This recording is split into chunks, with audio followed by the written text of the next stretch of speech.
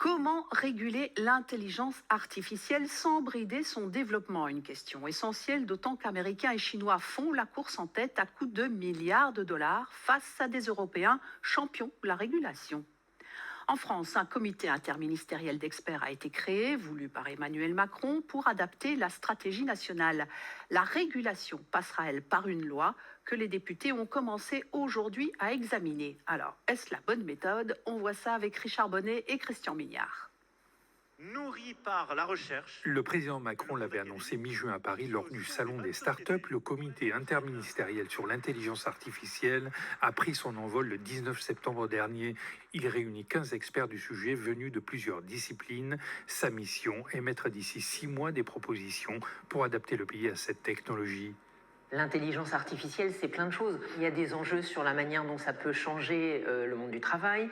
Il y a des enjeux de souveraineté technologique. Il y a des enjeux sur la manière dont ça se déploie dans le monde de la culture. C'est bien effectivement de réfléchir à comment l'utiliser, comment s'y former et est-ce qu'il y a des garde-fous dans certains domaines à mettre en œuvre.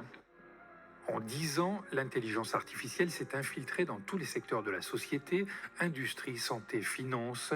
L'IA dicte le fil de nos réseaux sociaux, pilote notre consommation de loisirs.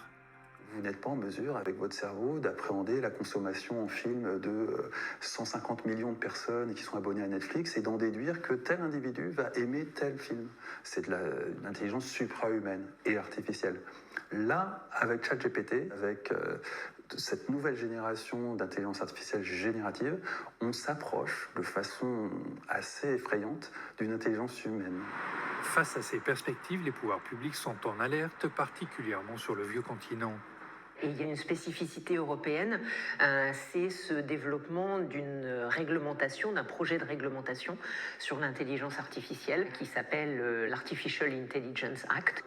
Pendant ce temps, les budgets de recherche et développement des Google, Facebook et autres locomotives de l'IA atteignent aujourd'hui des sommets inégalés.